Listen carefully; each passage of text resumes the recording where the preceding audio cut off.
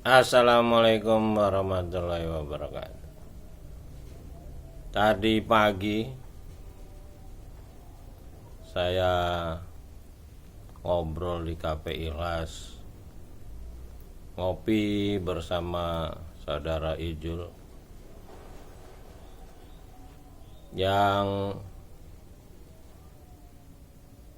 sehari sebelumnya sudah janjian kami untuk ngopi pada pagi itu. Lagi asik ngobrol sama Lady, istrinya Ijul. Tiba-tiba ada mobil masuk.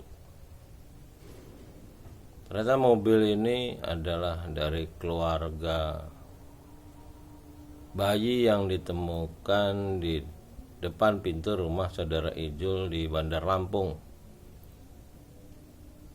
di Cafe Ikhlas dekat dengan rumah dinas wali kota Bandar Lampung yang ditempati oleh wali kota Bunda Eva Duyana.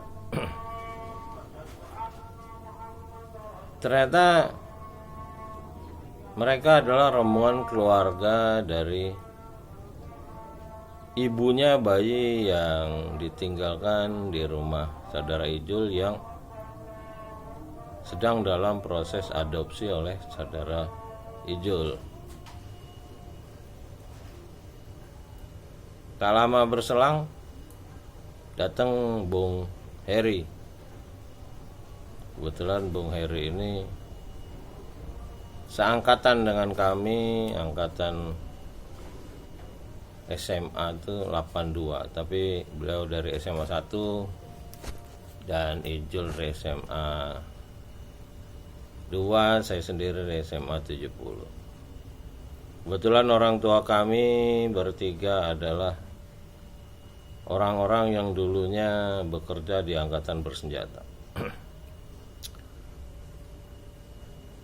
Ketika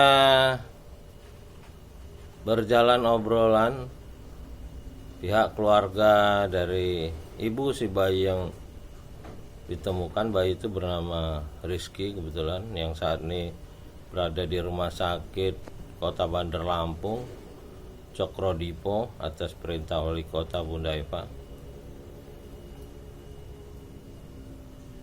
Di situ kami ternyata melihat satu fenomena bagaimana seorang bayi, seorang anak manusia yang diperjuangkan keselamatannya oleh berbagai pihak. Dan menurut Bung Heri itu sudah menjadi berita nasional. Ini adalah satu misi kemanusiaan yang ada di ayat untuk umat manusia di Al-Quran, yaitu menyelamatkan satu nyawa manusia sama dengan menyelamatkan seluruh manusia. Jadi saya, Ijul, dan Bung Heri bersyukur bahwa kami berada pada satu sistem yang walaupun tidak formal, tapi ada satu proses untuk menjaga kehidupan seorang bayi.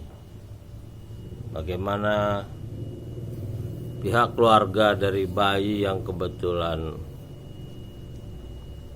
terlahir dari sepasang kekasih yang kebingungan karena mereka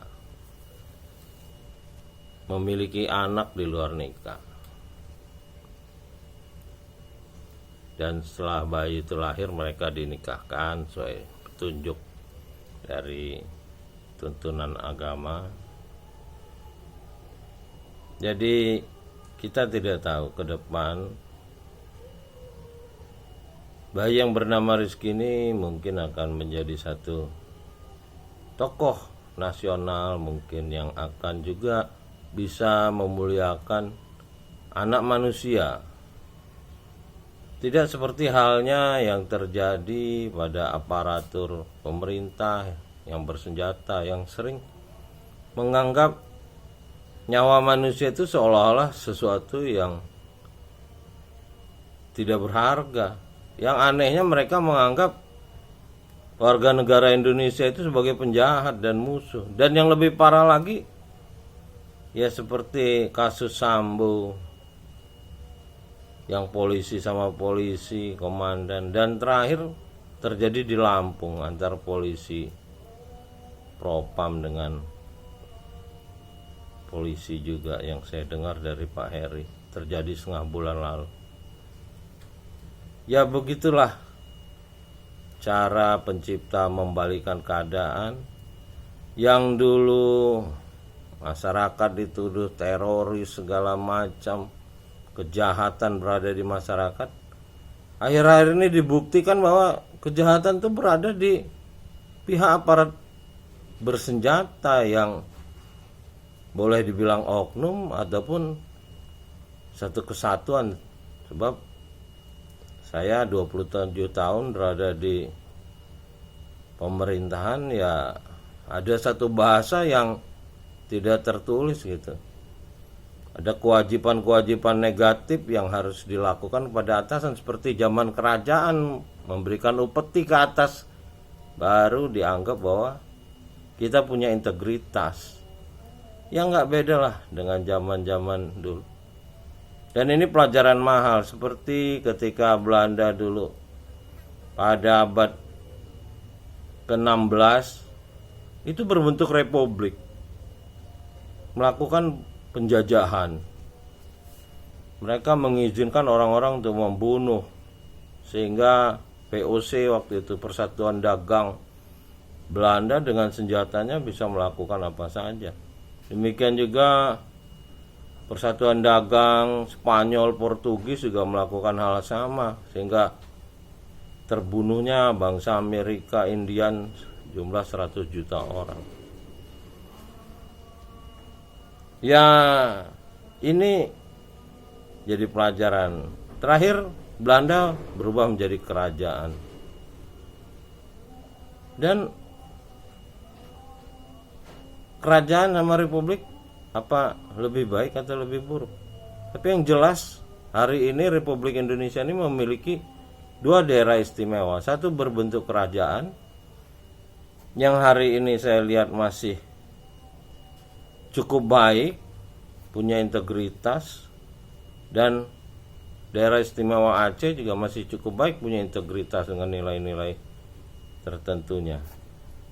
Sementara bagian yang bernama Republik Indonesia yang dikendalikan dari pusat, dari perjalanan saya sebagai abdi negara, integritas terhadap negara dan bangsa ini dipertanyakan gitu.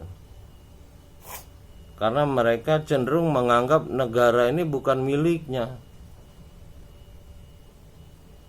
Dan yang lebih parah lagi, semacam semboyan-semboyan NKRI harga mati ini slogan palsu atau asli, yang ternyata yang dibunuh sampai mati ini rakyat loh, rakyat yang nggak punya kekuatan apa-apa untuk membentuk negara baru atau apapun bentuknya, melawan aparat personil profesional.